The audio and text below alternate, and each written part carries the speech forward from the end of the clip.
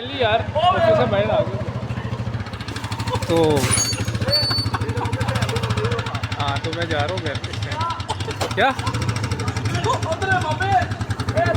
कहानी की शुरुआत में हम कूपर नाम के एक आदमी को देखते हैं जो अपनी बेटी राइली के साथ एक बहुत ही बड़े कॉन्सर्ट में जा रहा था जहां एक मशहूर सिंगर लेडी रेवन ने आना था और कूपर की बेटी राइली उस सिंगर की बहुत बड़ी फैन है। राइली ने स्कूल में अच्छे मार्क्स लाए थे, इसलिए उसके पिता कूपर ने राइली की खुशी के लिए इस कॉन्सर्ट के टिकट्स बुक किए थे। इस कॉन्सर्ट में पॉप स्टार रेवन के 20,000 से भी ज्यादा फैंस आए हुए थे। यहाँ आकर राइली बहुत ज्यादा खुश होती है, लेकिन कूपर यहाँ कुछ गड़बड़ महसूस करता है। कूपर नोटिस करता है कि इस बिल्डिंग में कुछ ज्यादा ही पुलिस और सिक्योरिटी लगी हुई है, जैसे उन्हें खबर दी गई हो कि इस कॉन्सर्ट में कुछ बड़ा होने वाला है। कुछ देर बाद कूपर देखता है कि पुलिस वाले एक आदमी को उठाकर पूछताछ के लिए ले जा रहे हैं। ये देखकर कूपर और परेशान हो जाता है कि आखिर यहाँ क्या चल रहा है। थोड़ी देर में कॉन्सर्ट शुरू हो जाता है और लेडी रेवन स्टेज पर आकर गाना गाने लगती है। तब राइली के साथ बाकी फैंस खुशी के मारे चिल्लाने लगते हैं, लेकिन कूपर खुश नहीं था। उसके मन में अभी भी सिक्योरिटी को लेकर कुछ डाउट्स चल रहे थे, इसलिए वो अपनी बेटी से बाथरूम जाने का बहाना बनाकर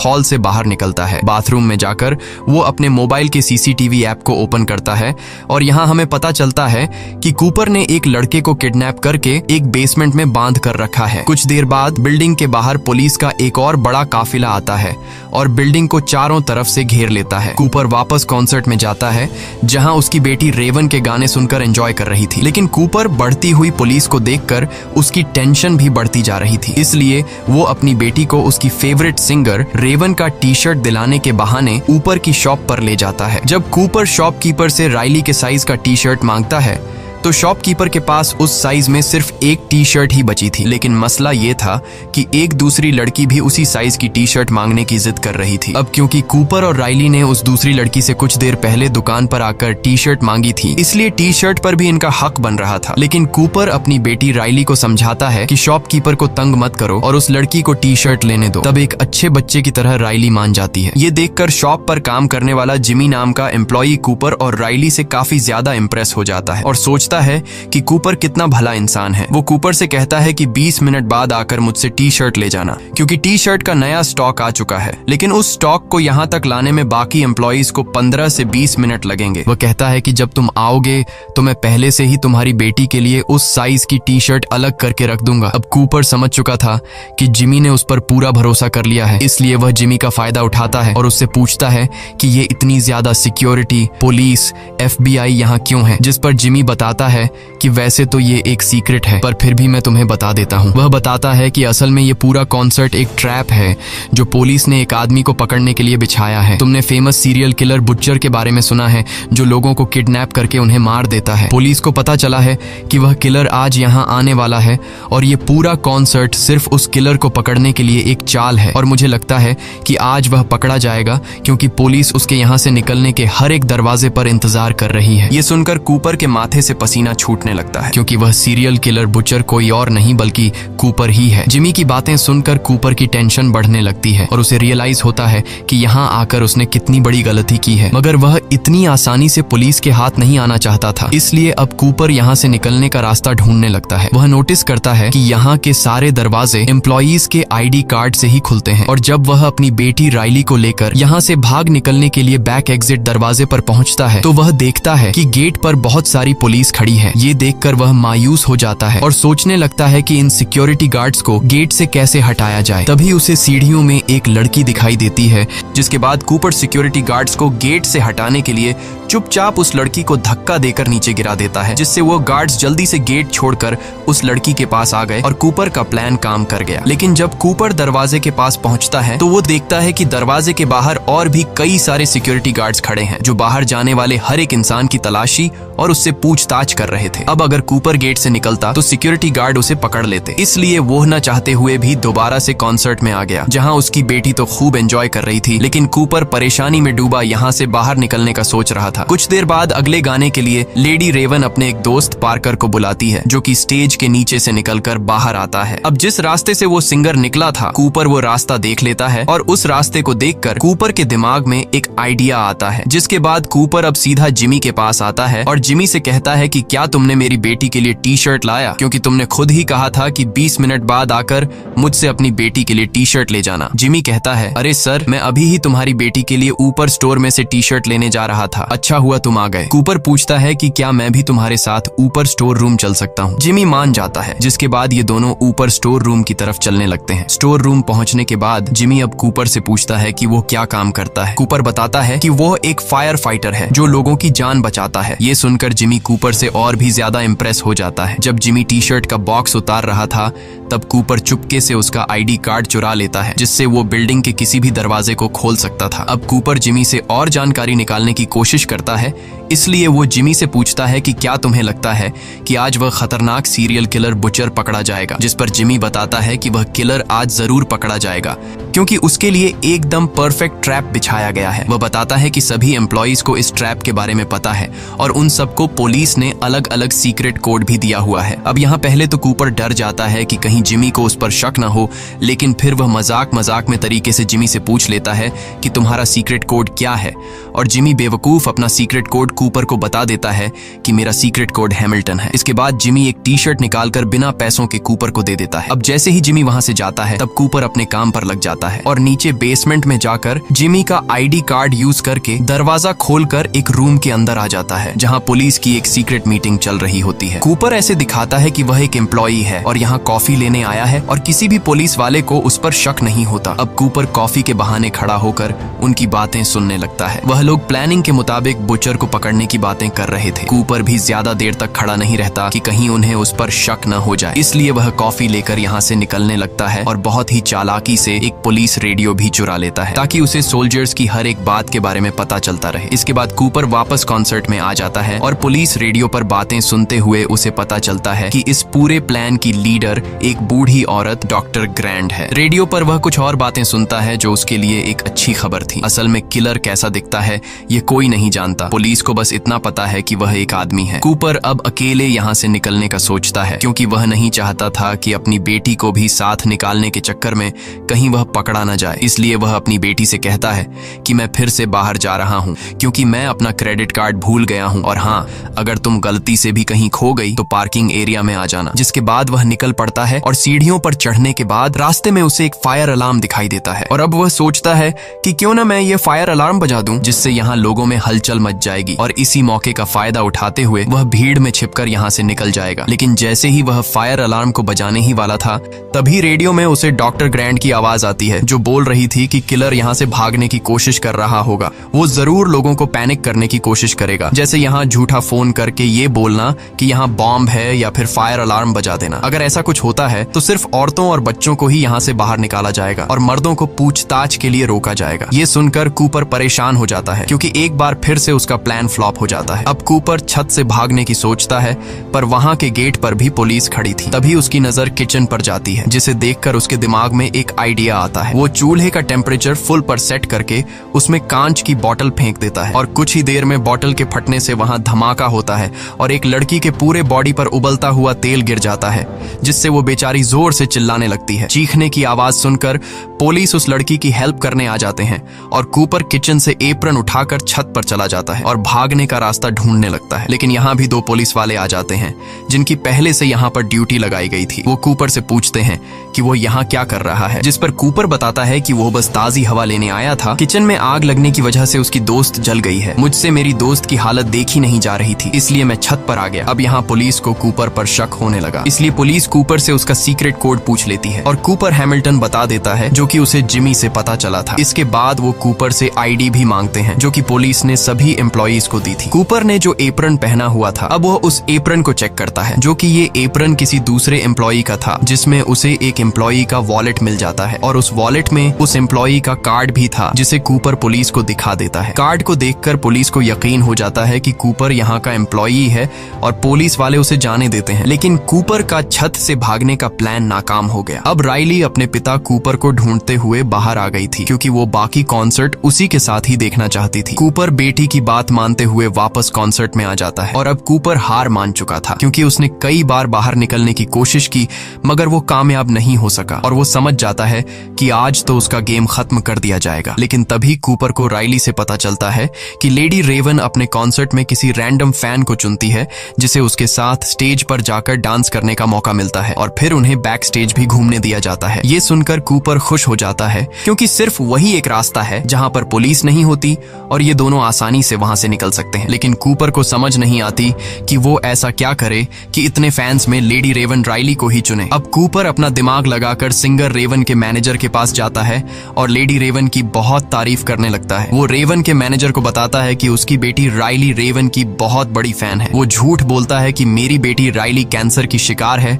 लेकिन इस कॉन्सर्ट में आकर वो काफी खुश है। ये सुनकर रेवन के मैनेजर को राइली पर तरस आ जाता है और वो लोग राइली को ही आज की ड्रीम गर्ल बना देते हैं, जिससे रेवन के साथ स्टेज पर डांस करने का मौका मिलेगा। ये बात जानकर राइली बहुत ज्यादा खुश होती है और अब कूपर और राइली दोनों को स्टेज पर बुलाया जाता है, जिसके बाद लेडी रेवन राइली को स्टेज पर बुलाती है और राइली उसके साथ डांस करने लगती है। तभी अचानक स्टेज पर एक लड़की ज्यादा पीने की वजह से उसकी तबीयत बिगड़ने लगती है। कूपर जल्दी से उसे उठाकर मेडिकल रूम में ले जाता है। इस काम से कूपर वहां पर मौजूद सभी स्टाफ की नजरों में अपनी एक अच्छी इमेज बना लेता है। अब कूपर ग्रुप मैनेजर से रिक्वेस्ट करता है कि क्या वो पीछे के रास्ते से बाहर निकल सकते हैं, क्योंकि मेरी बेटी बीमार है और मुझे डर है कि भीड़ में से निकलते हुए कहीं मेरी बेटी को कुछ हो न जाए। मैनेजर उसकी बात मान लेती है। ये सुनकर कूपर की खुशी का ठिकाना नहीं रहता और वो समझ जाता है कि अब वो यहाँ से आसानी से निकल जाएगा। इसके बाद मैनेजर उन्हें बैक स्टेज लेकर जाती है और उन्हें बाहर का रास्ता दिखाती है, लेकिन वहाँ पर भी पुलिस मौजूद थी। ये देखकर कूपर बहुत ज्यादा मायूस हो जाता है और वो सोचने लगता है कि अब वो यहाँ से बिना चेकिंग के कैसे निकलेगा। तभी पॉप स्टार रेवन उनके पास आती है। वो राइली को गुड बाय कहने आई थी। मैनेजर ने रेवन को राइली के कैंसर के बारे में बता दिया था, जो कि असल में कूपर का बनाया हुआ झूठ था। रेवन एक अच्छे दिल की मालिक थी। उसे राइली पर इतने छोटे उम्र में कैंसर लगने की वजह से बहुत बुरा लगा। इससे पहले कि रेवन राइली से कैंसर के बारे में पूछ पाती, तभी कूपर रेवन से कहता है कि वो उससे 2 मिनट अकेले में बात करना चाहता है और रेवन मान जाती है। रेवन कूपर को अपने मेकअप रूम में ले जाती है और यहाँ कूपर बताता है कि जिस सीरियल किलर बुचर को पुलिस ढूंढ रही है वो असल में कोई और नहीं बल्कि मैं हूँ। साथ ही साथ कूपर रेवन को अपना मोबाइल दिखाता है कि उसने एक लड़के को किडनैप भी कर रखा है और वो लड़का चीख चीख कर मदद के लिए पुकार रहा था। कूपर कहता है कि इस मोबाइल के एक बटन दबाते ही उस रूम में जहरीली गैस फैल जाएगी और वो लड़का मारा जाएगा। रेवन कूपर से कहती है कि तुम क्या चाहते हो, जिस पर कूपर रेवन से कहता है कि तुम मुझे और मेरी बेटी को अपनी कार में बैठाकर यहाँ से बाहर निकालोगी, नहीं तो मैं उस लड़के को मार दूंगा। ये सुनकर रेवन डर जाती है और वो कूपर की बात मान लेती है और उसे और उसकी बेटी राइली को अपनी लिमोजीन कार में बैठाकर यहाँ से ले जाने लगती है। इधर पुलिस कॉन्सर्ट में आने वाले हर आदमी की चेकिंग कर रही थी और कूपर उनकी नजरों के सामने से फरार हो गया। राइली को कुछ समझ नहीं आ रहा था। वो लेडी रेवन के साथ एक सीट पर बैठकर बहुत खुश थी और तब रेवन भी समझ जाती है कि कूपर की फैमिली कूपर की सच्चाई नहीं जानती। अब क्योंकि रेवन भी कूपर को किसी तरह से पकड़वाना चाहती थी, इसलिए वो राइली के साथ उसके घर जाने का कहती है। ये सुनकर राइली बहुत ज्यादा खुश हो जाती है और वो जल्दी से अपनी मॉम रेचल को कॉल करके बताती है कि हमारे घर मशहूर पॉप स्टार रेवन आने वाली है। कूपर भी रेवन की चालाकी को अच्छे से समझ रहा था, लेकिन वो अपनी बेटी के सामने होने की वजह से कुछ भी नहीं कर पा रहा था। कुछ देर बाद रेवन कूपर के घर तक पहुंच जाती है और हम देखते हैं कि कूपर के घर में उसकी वाइफ रेचल और उनका एक बेटा भी है और उसकी फैमिली में किसी को नहीं पता कि कूपर एक कातिल है। यहाँ कूपर रेवन को धमकी देता है कि अगर उसने पुलिस को बुलाने की कोशिश की या फिर उसने मेरी फैमिली को कुछ बताया तो वो उस लड़के को मार देगा। रेवन टेबल पर बैठकर कूपर की पूरी फैमिली के साथ खाना खाती है और उस फैमिली को ये भी बता देती है कि उसका कॉन्सर्ट बुचर नाम के किलर को पकड़ने का ट्रैप था। पुलिस को बुचर के बारे में किसी अननोन पर्सन ने खबर दी थी। उस अननोन पर्सन ने बताया कि बुचर के पास एक ब्राउन कलर की गाड़ी है और रेवन कूपर की फैमिली को बुचर के बारे में और भी निशानियां बताने लगती है। अब इससे पहले कि रेवन कूपर की फैमिली के सामने उसका सारा राज खोल देती, तभी कूपर बोलता है कि आप बहुत बिजी होंगी, आपको निकल लेना चाहिए। लेकिन रेवन कहती है कि वो जाने से पहले उनके पियानो पर एक गाना गाना चाहती है। वो राइली को भी अपने पास बैठा लेती है। अब यहाँ कूपर एक अच्छे डैड की तरह उनकी वीडियो रिकॉर्ड करने लगता है। गाना खत्म होने के बाद रेवन अपना मोबाइल अपने ड्रेस में छुपा लेती है और वो कहती है कि मेरा मोबाइल गाड़ी गाड़ी में रह गया है, जिसके बाद रेवन कूपर से उसका मोबाइल मांगती है ताकि वो राइली के साथ एक सेल्फी ले सके। अब न चाहते हुए भी कूपर को अपनी फैमिली के सामने अपना मोबाइल रेवन को देना पड़ा, और जैसे ही रेवन के हाथ को कूपर का मोबाइल लगता है, वो जल्दी से भागकर बाथरूम में खुद को लॉक कर लेती है। कूपर जोर जोर से दरवाजा पीटता है और अपना मोबाइल वापस मांगता है, जिसे उसकी फैमिली समझ जाती है कि कुछ तो गड़बड़ है। रेवन सबसे पहले कूपर के मोबाइल में से लाइव फुटेज वाली ऐप को ओपन करती है और वहाँ पर मौजूद माइक के ऑप्शन से उस लड़के से उसकी लोकेशन के बारे में पूछती है। वो लड़का बताता है कि मुझे मेरी एग्जैक्ट लोकेशन तो नहीं पता, लेकिन जब मुझे यहाँ लाया जा रहा था तो मैंने घर का ब्लू कलर का गेट नोटिस किया और घर के पास ही मुझे एक टूटी हुई शेर की मूर्ति दिखाई दी। ये बात जानकर रेवन जल्दी से अपने इंस्टाग्राम पर लाइव जाती है और अपने फैंस को बोलती है कि एक टूटी शेर की मूर्ति के पास एक घर है जिसका दरवाजा ब्लू कलर का है। अगर किसी ने ऐसी जगह देखी है तो उसका दरवाजा तोड़कर उसमें घुस जाओ और उसके बेसमेंट में एक लड़का फंसा है, उसे बाहर निकाल लो। लकीली रेवन के कुछ फैंस को उस जगह के बारे में पता होता है और रेवन के वो फैंस उस लड़के को बचाने के लिए निकल पड़ते हैं। इसके बाद रेवन अपने ड्राइवर को मैसेज करती है कि जल्दी पुलिस को यहाँ बुलाओ। तभी दूसरी चाबी से कूपर लॉक खोलकर अंदर आता है। कूपर ने अपनी पूरी फैमिली को ऊपर के बेडरूम में बंद कर दिया था। वो रेवन से अपना मोबाइल लेता है और देखता है कि जिस लड़के को मैंने बांध कर रखा था उसे कुछ लड़के छुड़ा कर ले गए। ये देखकर कूपर को बहुत गुस्सा आता है। वो रेवन को अपनी कार में बिठाकर यहाँ से भागने लगता है, लेकिन तभी वो देखता है कि सामने उसकी फैमिली खड़ी है। वो लोग खिड़की से बाहर निकले और उनके घर के पास जो पेड़ है उससे उतरकर नीचे आ गए। कूपर को यकीन नहीं होता कि वो इतना स्मार्ट होने के बाद भी ऐसी मिस्टेक कैसे कर बैठा। अब क्योंकि कूपर सच में अपनी फैमिली से बहुत ज्यादा प्यार करता था, इसलिए वो अपनी फैमिली के सामने इस तरह से भागना नहीं चाहता था। तब मौके का फायदा उठाते हुए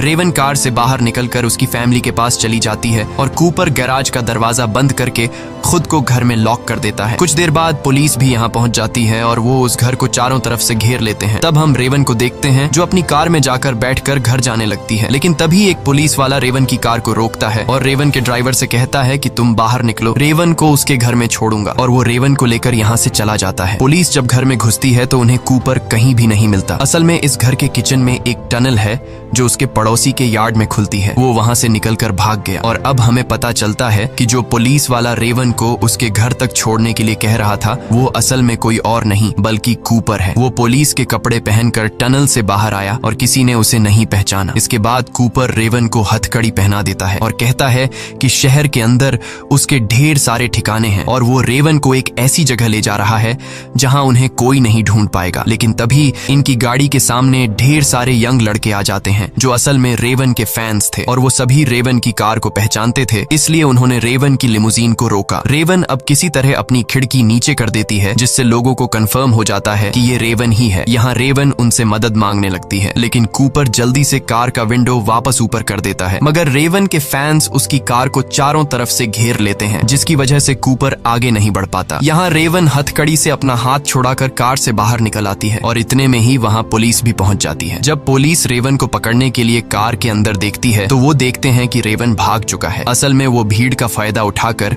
लोगों में घुल मिलकर वहाँ से फरार हो गया। यहाँ हम उस लड़के को देखते हैं जिसे कूपर ने किडनैप करके रखा था। वो लड़का रेवन का शुक्रिया अदा करता है और रेवन को गले लगा लेता है। अब उधर रेचल वापस अपने घर आ गई थी और वो अपनी बेटी राइली और बेटे को डॉक्टर ग्रैंट के घर छोड़ देती है। रेचल जब किचन की तरफ जाती है तो देखती है कि कूपर तो पहले से ही घर में उसका इंतजार कर रहा था। वो सोच रहा था कि पुलिस को आखिर पता कैसे चला कि किलर कॉन्सर्ट देखने जाने वाला है और कूपर को पता चल जाता है कि वह कोई और नहीं बल्कि उसकी वाइफ रेचल है। और ये बात खुद रेचल भी एक्सेप्ट कर लेती है। वो बताती है कि पहले उसे शक था कि कूपर का किसी से अफेयर चल रहा है क्योंकि उसके कपड़ों से हमेशा हॉस्पिटल जैसी खुशबू आती थी। असल में वो अपने कपड़ों से खून साफ करने के लिए कोई मेडिकल लिक्विड यूज करता था। फिर एक दिन रेचल ने कूपर का पीछा किया तो कूपर उन लोगों के साथ नजर आया जो बाद में मारे गए। अब ये देखकर रेचल को शक हुआ कि कहीं उसका हस्बैंड फेमस किलर बुचर तो नहीं है। इसके बाद रेचल ने कूपर के वॉलेट से कॉन्सर्ट के टिकट वाली रिसीप्ट निकाली और पुलिस को इसके बारे में बताया और फिर पुलिस ने कूपर को पकड़ने के लिए ट्रैप बिछाया। ये सब सुनने के बाद कूपर को बहुत गुस्सा आता है और अब वह डिसाइड करता है कि पहले वह रेचल को मार देगा